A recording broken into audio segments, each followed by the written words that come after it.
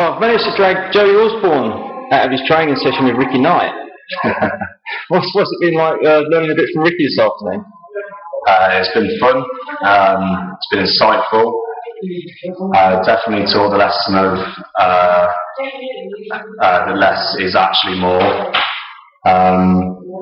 It's different to learn how bigger guys like myself and a few of the boys should be working, as opposed to how most cruiserweights work, where they just fly around all over the place and you're taking bump after bump after bump. It's actually taught me how to minimise the amount of bumps I could take in a match, and that might help me have a bit of a longer career. Yeah, I suppose it's sort of bringing back the different weight categories as well: cruiserweight, lightweight, heavyweight, which seems to have been lost in a lot of the promotions, maybe. Yeah, I think it has. I think that's probably got a lot to do with the WWE and the way they just tend to put everyone in with everyone. You know, you'd have Rey Mysterio against the Big Show, for example. Yeah. Whereas back in the day, if you were a cruiserweight, you'd generally wrestle cruiserweights. Light heavyweight would wrestle light heavyweight, so on and so forth.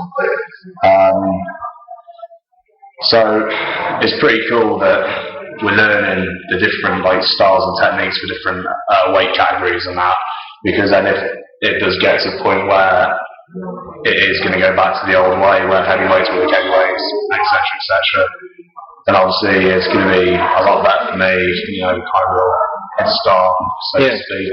How long have you actually been with the company? I've been with WWE for 3 years, I think. Yeah, 2 years in May. I used to live in Telford in the Midlands. There's quite a few promotions up that way. Yeah, there's too many up that way, to be honest. I used to wrestle for a lot of companies there. I wasn't the brightest of people. Well, no, I guess brightest is the wrong word. I wasn't the quietest of people, I guess would be the better one. And my mouth got me into a lot of trouble in various ways. But since I moved down here, Zach, Roy, Ricky and Julia, they've all taken me under their wings, and they've all basically just shown me how to be a better wrestler inside as well as outside the ring, because you can be on a show and you can be the nastiest guy in the world or the goodest guy in the world or whatever.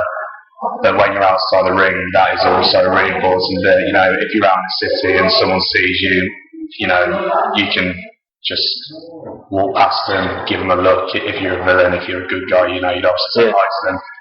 But how you act outside the ring in your personal life can also affect what goes on inside the ring as well. So I'd definitely say that moving down here is maybe that person without a doubt. Obviously, like you say, the Knight family run the business. It's been going 20 odd years now. Yeah, 20 years this year. Do you think it's the fact that it's family run and there's that closeness of everyone that helps bring people up through the rankings? I think because it's family run, it gives more of a family atmosphere to the training weekends, because I've noticed that a lot today. Everyone's classed as part of the sort of family. Yeah. Basically, Jules and Rick will basically extend their family for a weekend or something, and you're all in it together. And if you work for WWE, then they expect you to be loyal to them. In return, they'll be loyal to you. They'll have your back if you have their back, basically.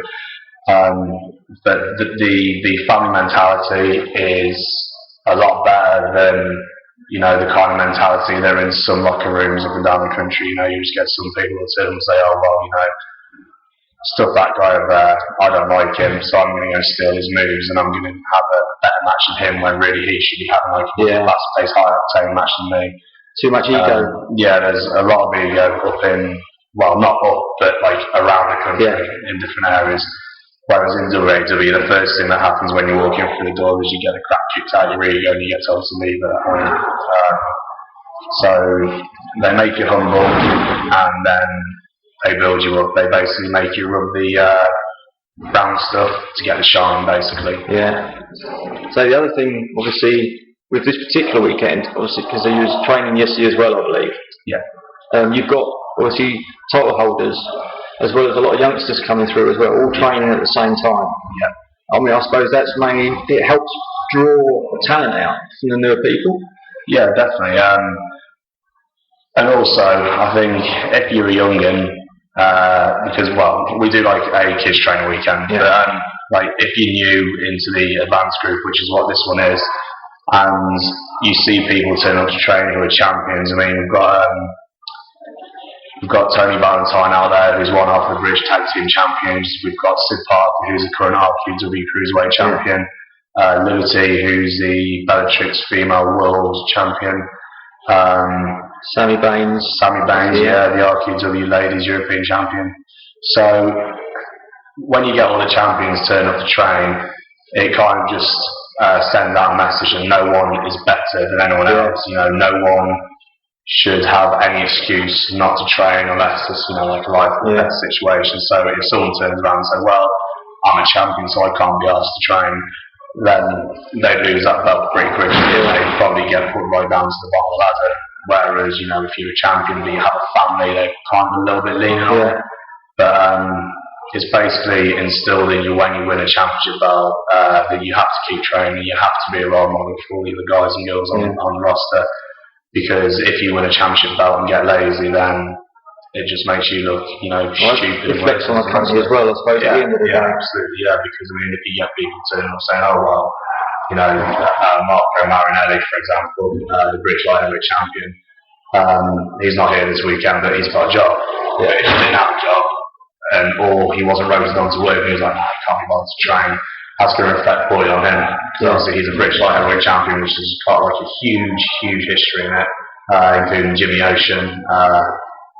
I think Zebra Kid might have held it, Roy Beavis. It's a belt like a lot of prestige, and if you're given a belt like that, you're expected to carry it like a champion. If you're not turning to train, like I said before, it just reflects badly on you and on the company as well. Well, I mean, the intensity level, everyone is putting so much effort in out there. I mean, there's a show tonight, it's Cagney show, I believe. Yeah. So obviously, people are trying to get the best out of themselves for later. Yeah. The weekend, in a way, is kind of like, I'd say, a mini trial. 1 or 2, not like, for a handful of the group.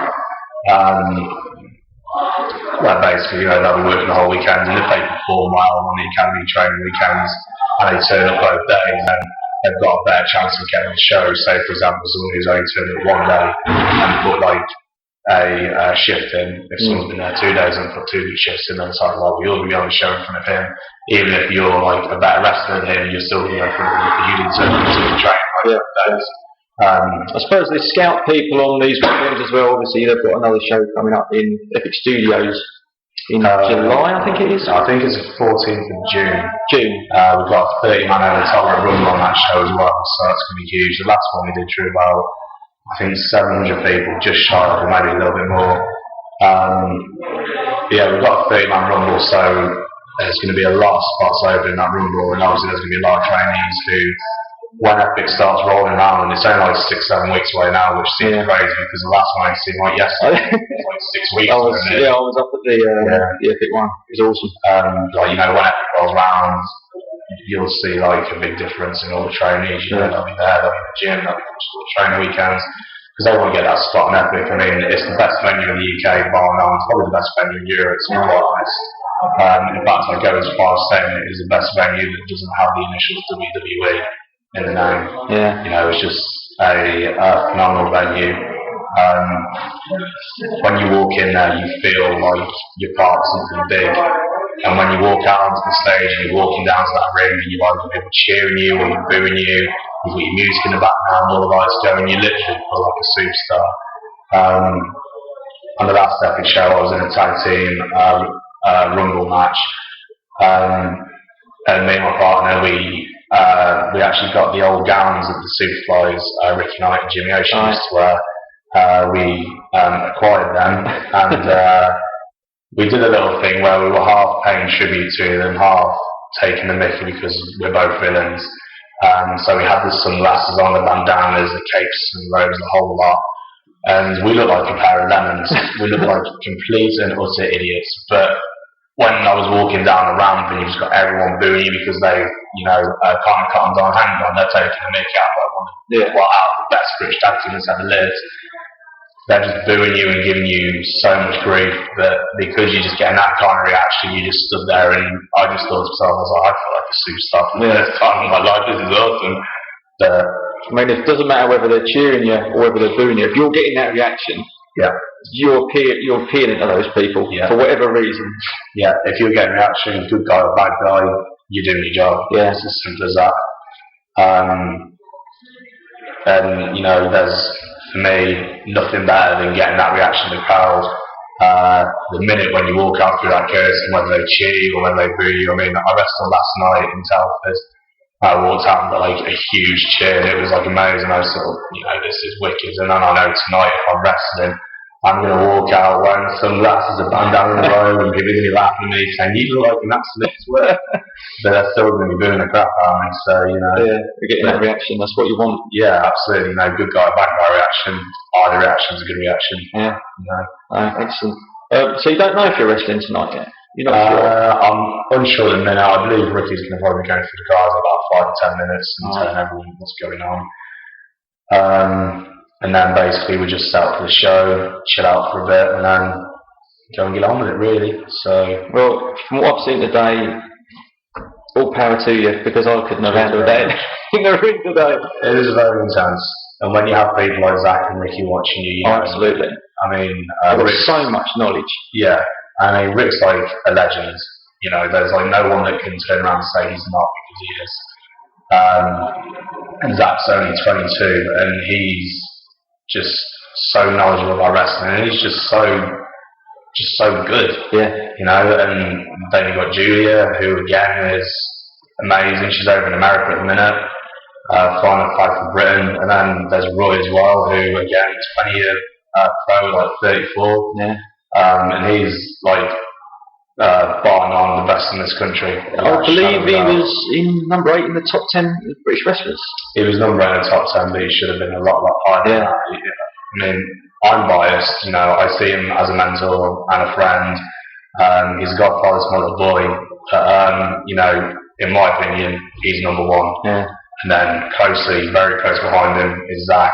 Zach didn't even make the list, but I mean, in my opinion, that top 10 list is compiled of people who just watch the same group of wrestlers over and over again. There's not a lot of influence from other people. Yeah. But that's the way wrestling works. It's a shame that we can't really all group together and just build one big company, get British wrestling back on TV. It'd be nice to see. It'd be absolutely fantastic, because you've got people who want to go to America because they want the TV, they want the money.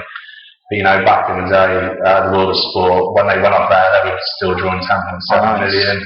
Shocking to think it went off the air with that many viewers. It's crazy. It's absolutely mental. There have been like numerous times, I think 3 or 4 times at the World of Sport before the FA Cup final actually outdrew the FA Cup final in terms of people who were watching World of Sport compared to the FA Cup. I mean, with football being our nation's pastime sport, the biggest sport in the UK, and you've got like more people watching the wrestling than the football. Just speaking volumes. It should have been taken off TV, to be honest, but everything happens for a reason, and hopefully the reason that happened is for Zach, Rick, Roy, Julia to get us all back. Well, they've got a spot on Sky TV now. Yeah, we're on Ben TV, which I believe is channel 182. It's 5 o'clock between 5 and 6 on a Saturday night. Yeah, that's right. Yeah, we had a pilot yesterday, which was a live show where Marco Marino was interviewed the light heavyweight champions I mentioned earlier on. And hopefully next week they'll be putting on shows that we've done in the past, just like 1 or 2 matches from each show, that are basically they're a group of the best matches that WAW have had, which is obviously a way to showcase the talent that we've got here, and in turn that's hopefully going to get more people through the doors.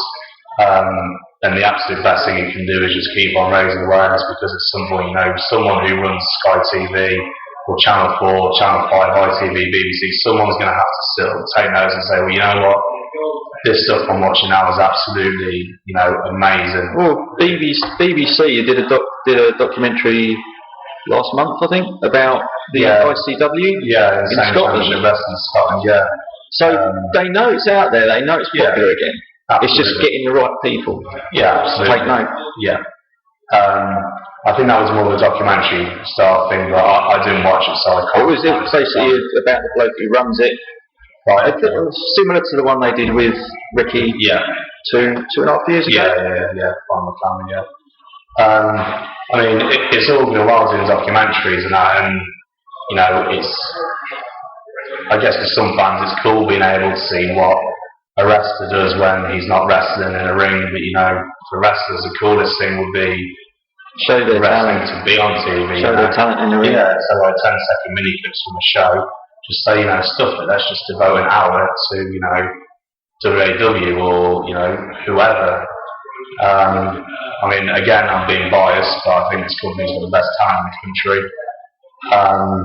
There's been numerous times where we've all had group meetings, acting shows, and a few people just thought, oh no, we're going to get Rollick in, oh bloody hell. Rick just turns around and says, I'm going to be honest with every single one of you.